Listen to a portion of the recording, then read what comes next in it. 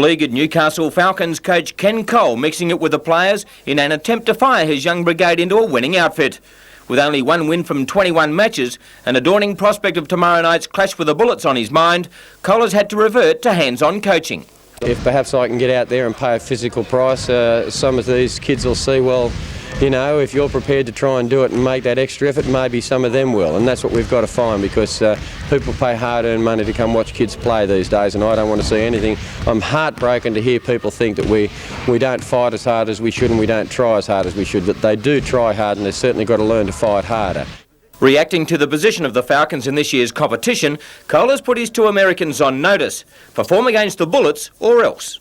I've spoken to both of them, and the fact of the matter is that when you've got two Americans, you want to see them perform to their maximum level at all times, and I don't think anything less than that is acceptable. You can have your occasional bad game like a Mark Davis, or anybody can have a bad game, but week in and week out you want to see consistency from them, and you also want to see them with their heads held high lifting the rest of the players.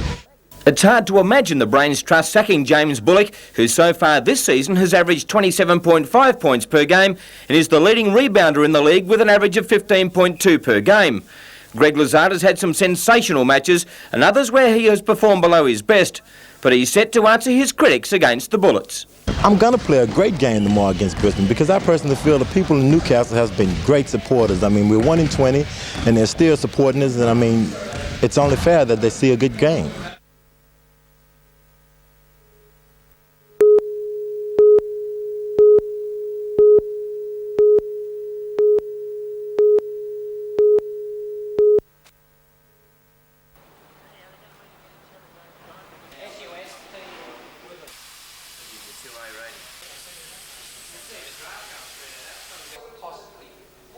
There should be a basis record set, as far as I'm concerned, a basis X-ray taking.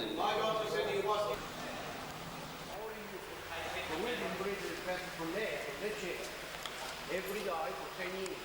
And I've been complying. So what were they supposed to do, Leo? What was supposed to happen up there?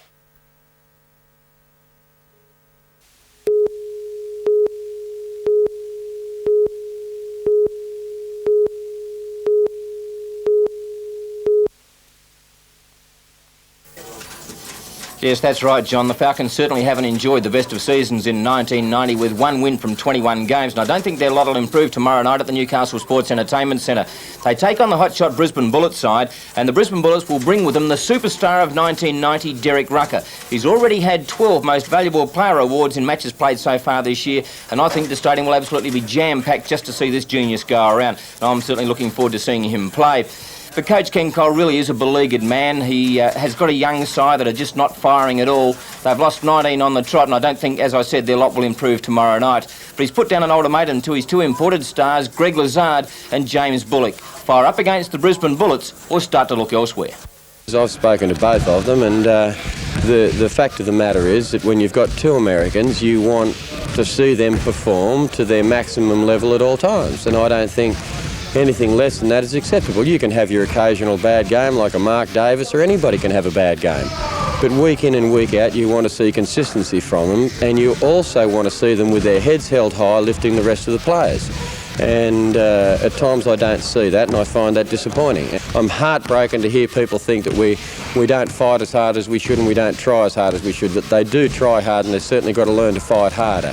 And there's no half measures, it's just hard work. And this is a blue-collar town, and we're going to work. So Coach Ken Cole feeling a little bit sympathetic towards his charges and also towards his coaching problems in season 1990. James Bullock's a little bit of a concern, because I really do think that James has had a very, very good season. When you have a look at his stats, he's averaging 27.5 points per game, and he's the leading rebounder in the league with 15.2 rebounds per game. I'd find it hard to justify the fact that he may be cut at the end of the season, because I really do think he's one Falcon that really has put in for the full season, owing to the fact that he has had an ankle injury in the last 3 or 4 weeks. But let's hope the youngsters can charge up against the Bullets tomorrow night. It promises to be a great game, and let's hope that they can get up there and at least make a contest of it.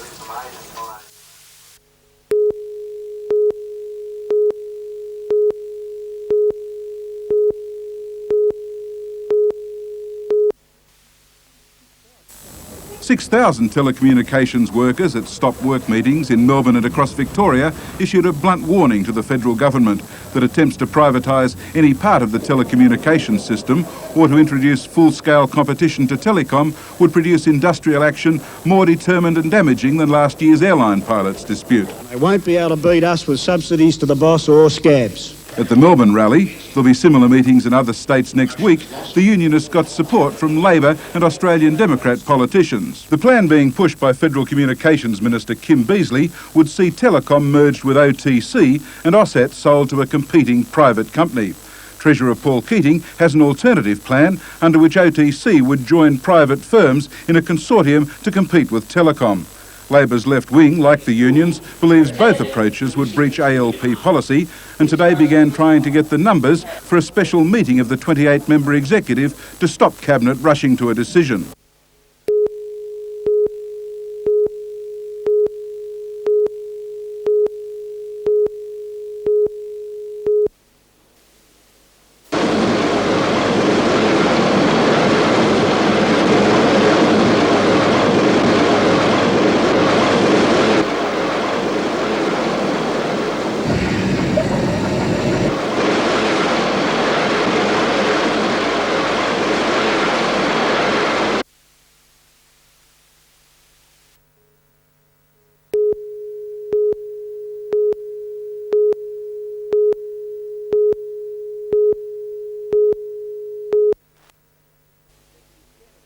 Executive Chairman of the Australian Rugby League and a Manly fan to boot, Ken Arthurson was in Maitland last night to officiate in a presentation to Perce Ryan, who has had 60 years in rugby league.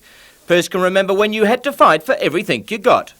I was in the Newcastle Referees Association for a while in 1949, I think, and we was after a shilling a game, and they decided to go on strike, and needless to say that they eventually got their shilling. For the long-serving International Rugby League administrator, he's delighted with the night's progress. Well, I've got to say they've gone a little bit better than I thought they would go, and of course that's a great tribute to Alan McMahon and the Knights players. They've performed exceedingly well this year, and they're in the five now, and the way they're playing, they're going to be hard to put out of it. Still on rugby league, and it was slip, slop and slide at Lindsay Park, Beresfield during the regional final of the under-14 high school's Buckley Shield. Francis Greenway and the Parramatta colours got away to a flying start in the first half and led 20-0 at the break. But the fighting spirit of the Cessnock High Goannas saw them cross the line early in the second half. And it was their captain and 5/8 Daniel Smales who sold more dummies than the local chemist to score, and Cessnock were back in the match. However, Francis Greenway steadied and with sustained pressure were able to notch further tries and run out winners 30 points to 6. And also in town today, the chairman of the Australian Rugby Union selectors, John Bain. Mr Bain was disappointed with the Wallabies' 6-21 thumping by the All Blacks last Saturday in the first test, but believes they can turn that form around. They're very, very keen, though they were very downhearted the other night. But they want to win, and if you want to win, an Australian will always really go flat out to win, and we've got great hopes that they'll turn that around to make it 1-1.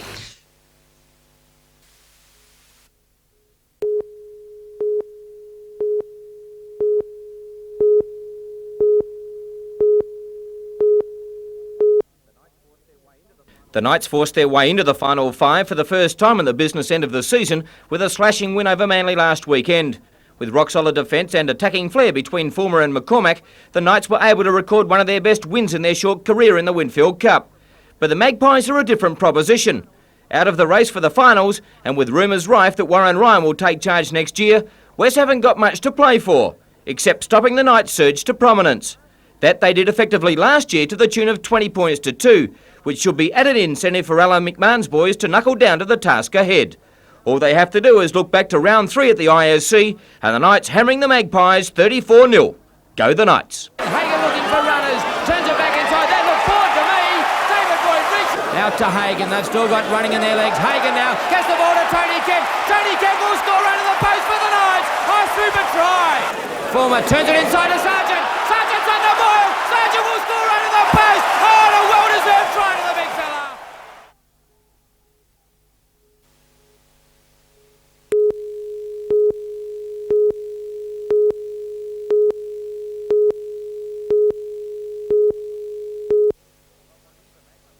Not long into the match and with all the ball, the Marlins went close through Steve Villette. Tony Peters notched the first points with a penalty. Kurri in possession and they crossed the line.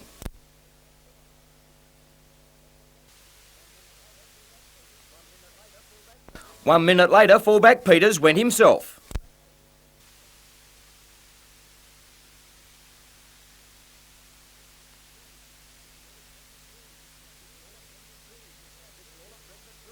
Six all and Brendan Dooley dished out the big hits, Steve Sandland filling every ounce of the punishment.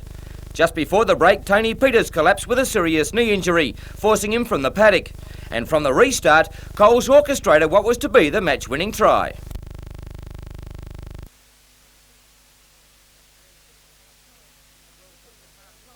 "12-6 at half-time, and on the resumption, Darren Hulse went close for the Bulldogs. 30 seconds later, Phil Williams got Kurri within 4 points with a penalty. Dooley continued to tackle his heart out, but it earned him a caution from referee Benson. Sandland returned a hit or two of his own, but Kurri was storming home. Replacement Charlie Lamotta made a break.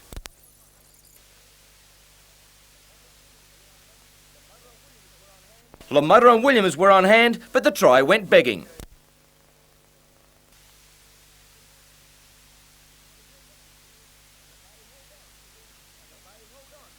And the Bay held on to win 12 points to 8.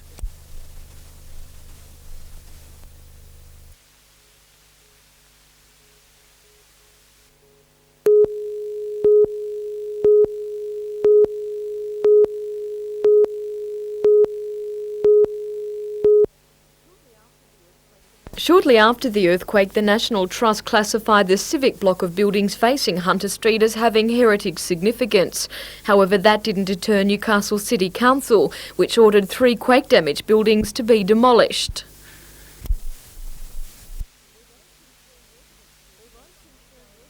Although concerned residents groups led by historian Margaret Henry made an attempt at protesting today, the efforts appeared to be more for our cameras than for the sake of the buildings. There were those, though, who were glad to see them razed. While these are the only civic buildings earmarked by council, the resident groups say they are concerned about all the buildings on the block, including the Frederick Ash Centre, which has a conservation listing. The council has a policy of redeveloping the whole block, so I think they'll be looking to demolishing the rest of the buildings at some time in the future. I'm also concerned about what sort of redevelopment is going to occur on the site, given that the council has an urban design study which hasn't been, is not council policy yet, and major changes have been recommended to that study. While no development application for the site has been lodged, residents believe council has in mind a development which will tower above Hunter Street. We're now looking at the possibility of buildings up to 45 metres high on this block. Next on the list for demolition is Wheeler House at Royal Newcastle Hospital. Residents say they will again protest. Because the building is undoubtedly one of civic importance. The City Council's recognised that by listing it in one of its urban design heritage inventories. The National Trust has classified the building as being an important early 20th century building. Of course, Newcastle reputedly has the best collection of early 20th century buildings in any CBD of any major city in Australia, and of course they're being picked off one by one since the quake.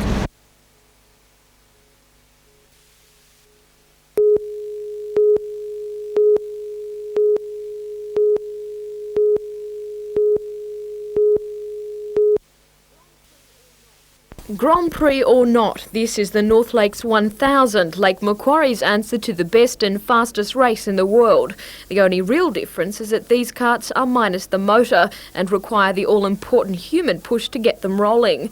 Some, though, move slower than others and a little pedal power is often called for. While the aim of the day was to have fun and work together as a team, some cubs required a little encouragement. And while some karts weren't that fast on the downhill run, they all look like true champions.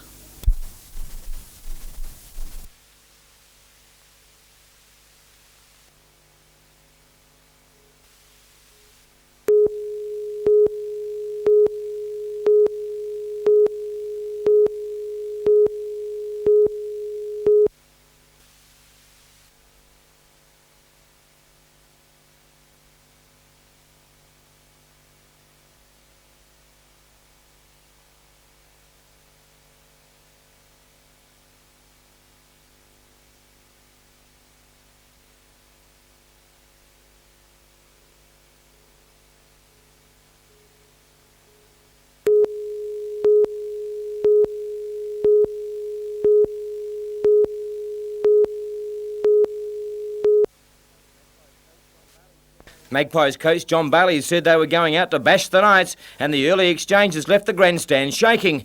Hits were coming from everywhere, and the Knights gave away a penalty right in front. Taylor posted the 2 points, and then West fell foul of the referee. Gordon, with 2, chalked up his 100th point for the season, and then the Knights opened up.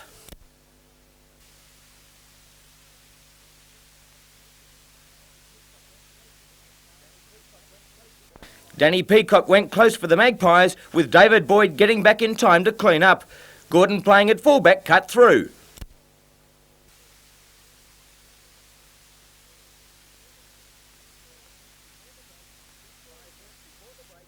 Five minutes before the break, Jeff Doyle crossed. On the hooter, Gordon was sent to the bin, and West were given the penalty. An amazing Knights try followed.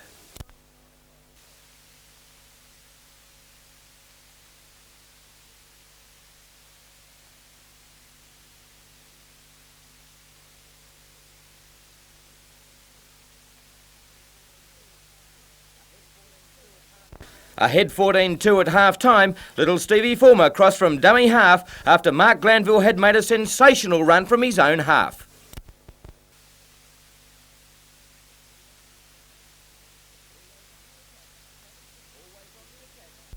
Always on the attack, Tony Kemp put the issue beyond doubt.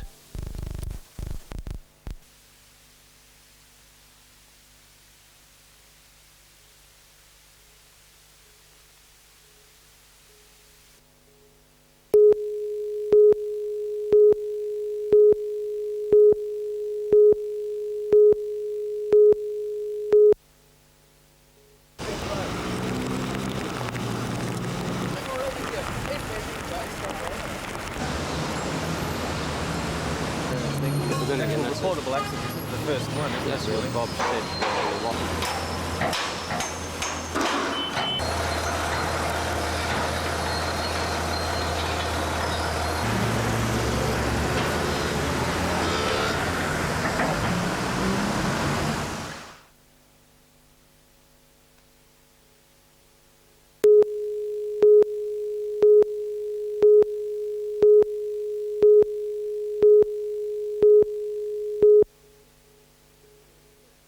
It may have looked like a clown's convention, but it was a day with a serious theme.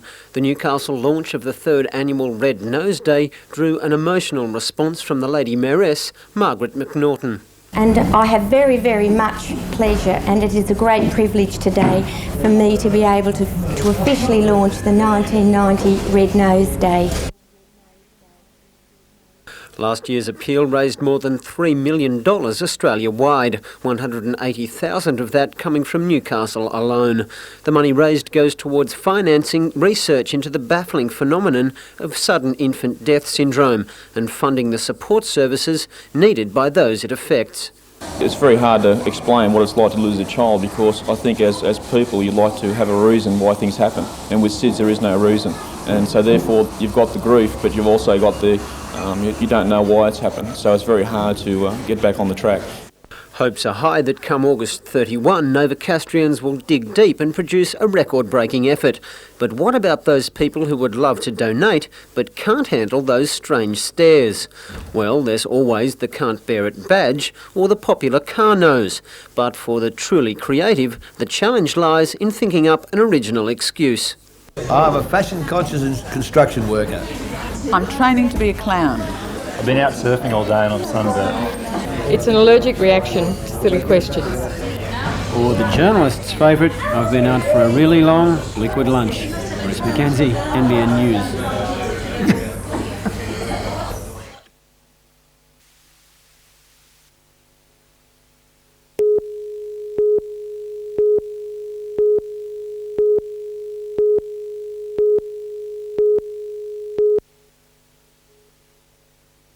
When electrical engineer Laurie Macy bought a property near Branxton, he came across an unexpected problem. In clearing more than 50 hectares of bushland, he was left with tons of timber and a headache for its disposal. Much of it was burnt where it fell, but 54-year-old Laurie thought that a terrible waste. He decided the timber should be broken up for firewood, and that created more problems.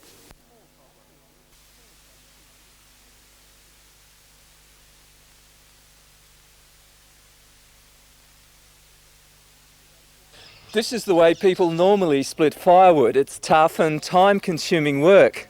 Laurie Macy thought there had to be a better system. So after some tinkering in the back shed, he came up with an answer. And so the better blockbuster. It's a basic idea. Powered by the hydraulics of a tractor, a ram pushes the timber onto a blade and splits the wood. I like simple ideas because they're easy to operate and they go on and on for years. While the concept is not new, Laurie has simplified older designs, cutting back on maintenance. And with a rectangular hollow section steel frame, Laurie has significantly reduced its weight but retained its strength. At $1,200, it's a lot more expensive than the common axe, but then, what price? Physical labour. Plenty of firewood for you this winter, Laurie. That's right, we'll be warm from now on.